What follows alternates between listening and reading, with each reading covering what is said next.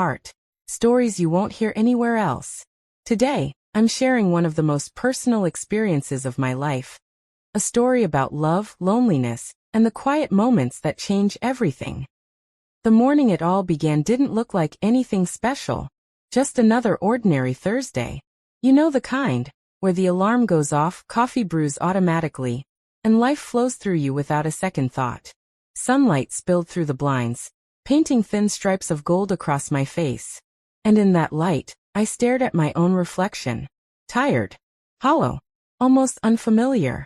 Same woman, same faint smile, same life, but the spark in her eyes, the part that once felt alive, was gone. It was as if she had quietly slipped away, leaving behind only the faintest echo. And in that quiet, I realized something I hadn't allowed myself to face in years.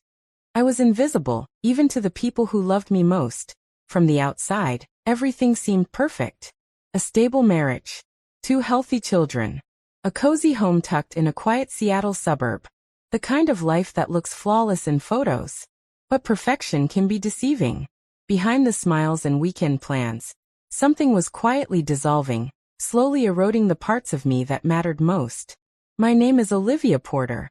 I once believed I had it all figured out. I believed in doing everything right, showing up for everyone, keeping everything in order, being strong no matter what it cost me. What I didn't understand back then was that sometimes doing everything right quietly kills the part of you that once felt truly alive. My husband, Ethan, is a good man, steady, reliable, predictable.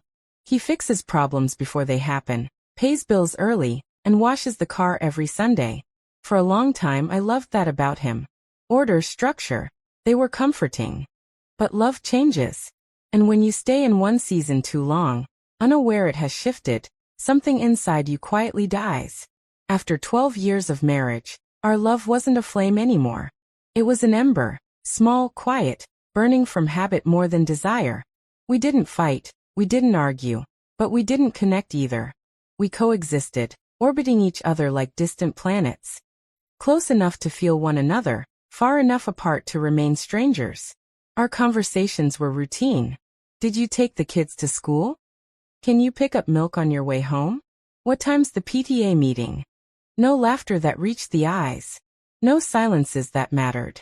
Just the daily rhythm of life, comfortable but lifeless. At night, lying beside him, I'd listen to his even breathing and wonder if he felt it too. The emptiness, the quiet ache of being together yet completely alone. I never asked. Perhaps I was afraid of the answer. Perhaps I already knew it. Because silence can scream louder than any argument. Sometimes the quietest moments carry the heaviest weight.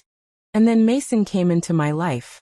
It was a Monday, ordinary in every way. And I was barely paying attention during a meeting when he walked in.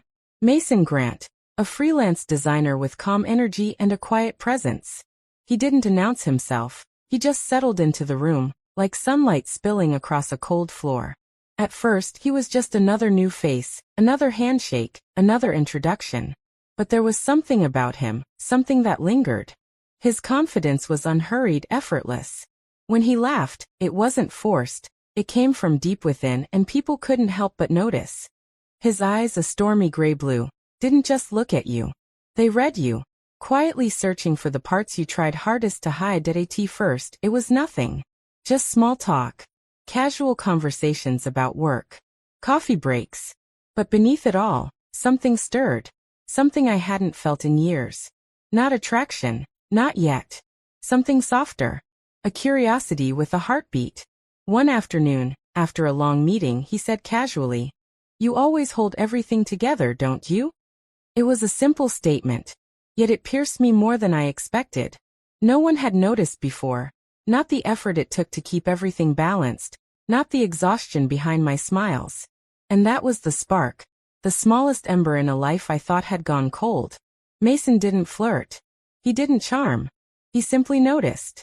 He observed the little things. The way I tucked my hair behind my ear when nervous, the songs I hummed when I thought no one was listening, the subtle shifts in my voice when I pretended to be fine. He asked questions no one had asked in years. Not polite ones, but ones that mattered. Are you happy? What makes you feel alive? For the first time in years, someone wasn't listening to my words. They were listening to me, who I truly was. I told myself it was harmless. Just friendship. Just comfort. But deep down, I already knew. When you've been starved for recognition, even a single act of attention can feel like salvation. Every conversation left me lighter. Every laugh lingered longer. Every time he said my name, it reminded me I still existed. Meanwhile, Ethan drifted further into his routines. Emails. Bills. Screens that glowed brighter than the distance between us. Our home became functional, not alive. We were managing life, not living it. And then came the night that changed everything. The office had emptied. We stayed late, finishing a presentation. The hum of the air conditioner filled the silence. He leaned close to show me something on the screen, and for a brief second, his breath brushed against my neck. My pulse raced. The air felt charged. In that suspended moment, I forgot how to breathe. "Sorry," he murmured. "It's okay," I whispered, though my voice betrayed me.